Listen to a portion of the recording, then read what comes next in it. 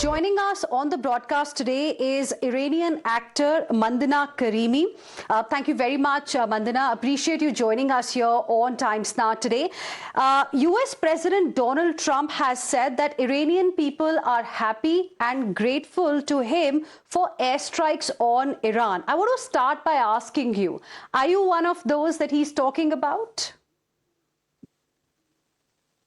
Yes, I am. I am one of the. First of all, thank you so much for having me. And second, yes, I am very happy that this strike has happened, because let me put it this way. This regime has murdered its own citizen for years and years and years. And finally, after so many times that we have asked the international we asked for international force, and we've asked governments to help us, because with the bare hands, with the empty hands, we went to the streets, we lost lives, but we didn't give up. And finally, now the help is here. So of course, we're going to be celebrated. Of course, no one wants to see their country in war. No one wants to see more people dying. But yes, this is a time and a place for us to be happy, because our hope has become much bigger and much brighter, that we see that finally, maybe with the help of US or Israel, this regime is going to be destroyed. You're saying that a lot of Iranian people today are happy with this joint operation by US and Israel, but this same joint operation has plunged the entire Middle East into crisis. Yeah. Yes, and that's why this regime has to go, because these people are not the regime that you can communicate with them or you can negotiate with them, as you know it. For so many years, this regime has bought time, has gone to different countries and spoken, negotiating this and negotiating that. And now it actually shows, they've shown the true color to the regime, to the region, that listen, you cannot trust us. Because the money that the time that they have bought in so many years to become stronger with their missile, with the bottoms, what do you call it, atomic bombs, and it just shows the true color of the regime, that listen, this regime is a cancerous cell, it needs to be removed, and it's time for Middle East and the entire world to have a peaceful world without this regime. They've shown it, and that's one of the reasons that many of us Iranians are, yes, we are sad, we are heartbroken with the lives of people who they've lost in these attacks in other countries. But again, I want to specifically, I want to say this, that Iranians are very different from the regime. This is the regime doing. And and we stand, all of us, we stand with people who are losing their life in the neighborhood countries. Ms. Mandana, could you also give us a sense of Khamenei's regime in Iran? What was it like for you growing up there? Yeah. So I just give you a gist of why I left Iran. I think I was like 14 years old. Me and my friends, we were doing a project at the park. You know, there was few of us. And to be honest, at that time, you don't know, you're a kid. Technically, you're a kid, right? You're just doing your project. And I was with few friends. And I remember we didn't even realize one of my classmates, her scarf, while we were doing the movement. I've studied photography when I was in Iran. And suddenly the guards, they come and they're like, oh my God, you've shown your hair, and what are you guys are doing? They took us to the police station. That's one incident. I was 17 years. I got arrested because I was in a party with few friends and few people who were there. They weren't married, boyfriend and girlfriend, and so many other friends that I know. And the time that I got arrested, we were kept for 3 days. It wasn't official, the arrest. And when we were coming out, almost we were coming out, they gave us lashes.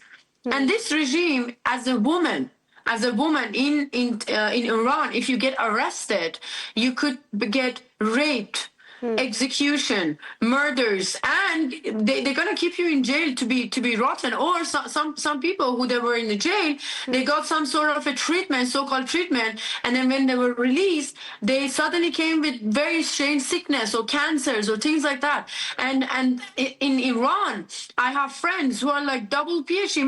My own brother, he's an engineer, and he works as a taxi driver. That's a reality of this country, where people are so brilliant, they're highly educated, they're hardworking people, but they cannot, at the end of the day, they cannot bring basic food to the table. And people like me, I had to leave because I could not sustain anymore, and I could not breathe.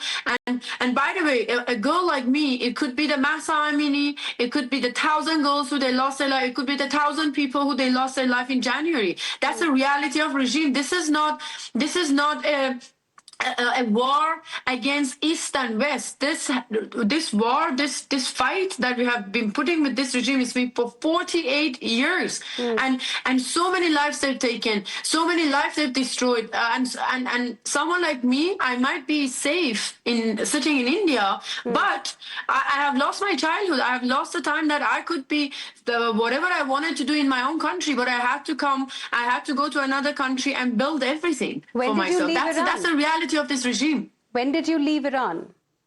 Sorry? When did you leave Iran, and do you wish to go back? Of course. Who doesn't want to live in their own country? Who doesn't want to live in their own country where you can grow up there and have a peaceful life? Who doesn't want that? I was 18 years when I left, and when I think about it, if today Iran is going to get free, I would go back right now. Okay. Do you see the situation changing now after what has happened in Iran? Do you see things getting better?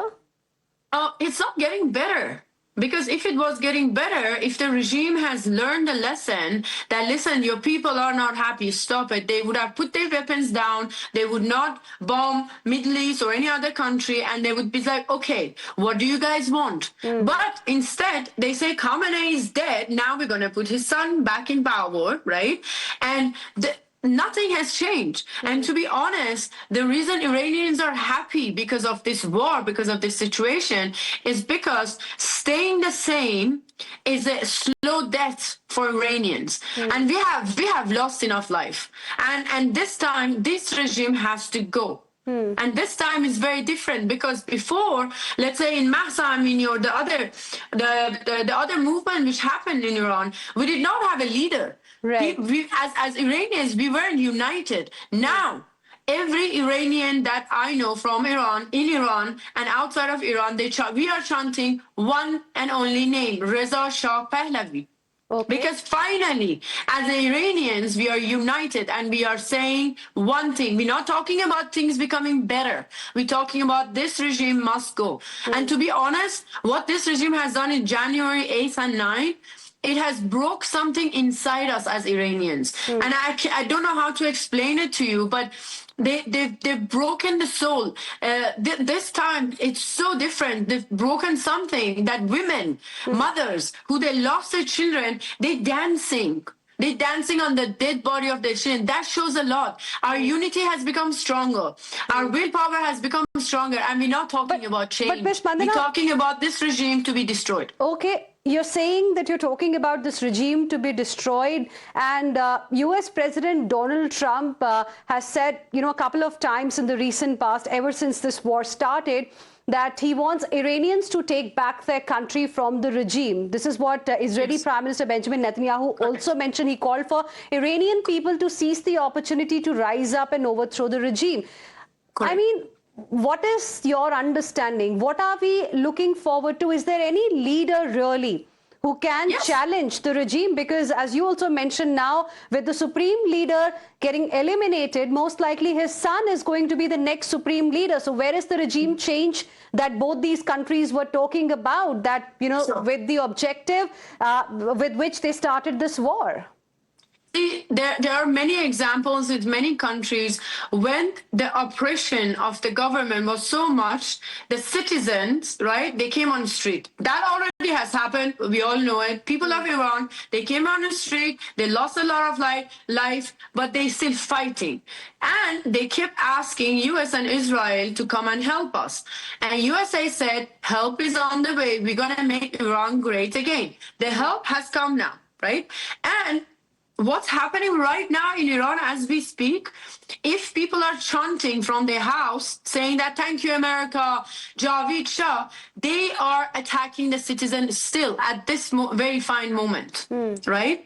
So the people have risen, the help has come, and the Rome wasn't built overnight. These two situation already has happened. What is going to happen next, and what these governments they meant by Iranian go and take back your country is that there is going to be a time, as per as Reza Shah Pahlavi, always he has made an announcement that people, this is the right time to go on the street. The way he called all the Iranians outside of Iran to gather in Munich 14 Feb, and millions Iranian they showed. What are we waiting? We're waiting for a right time. Iranian people in Iran, they're waiting for the right time to be able to go on the street. At the same time, Mr. Trump has released, and there was an announcement that for now, stay in your homes. There is going to be a moment that we tell you, okay, you know what, now you can go on the street. And that moment is going to be very soon, because it doesn't matter what this regime is going to put a fight and how much they're going to fight. There has to be a point that they need to stop. And this is not only what I'm saying as an Iranian. I feel the other countries, they have to stop the regime. Do you because think... if a regime starts attacking citizens of the neighbor's country, doesn't raise the question for you what this regime is capable of? Okay, you're speaking about the exiled son of Iran's last Shah, Reza Pahlavi, but I don't think Donald Trump actually looks at him as somebody who can really lead the people, because he did express some kind of doubt over him, being the one who can lead the change that Iranians really want. What are your thoughts? See, my thought is this is the decision who's coming next or what's happening. It's for Iranian people to decide. No other countries, no other political parties or whoever. Iranian people, they have decided, people in Iran on the street, they've chanted Reza Shah Pahlavi. Iranians outside of Iran, they chant Reza Shah Pahlavi. This decision is for Iranian. And as correctly Mr. Trump has said, Iranian people, go and take back your country. It doesn't matter. Trump or anyone else is not going to support him. He has the support of Iranians. And I'm sure with the way things are unfolding, he's the only option that we have. There is no other option. And that decision has to be left to Iranian people. All right. We'll leave it there. Ms. Mandana Karimi, thank you very much for speaking with us here on Times Now and sharing with us your perspective. Thank you. Thank you so much. Javid Shah, Piruz Iran. Thank you. Bye-bye.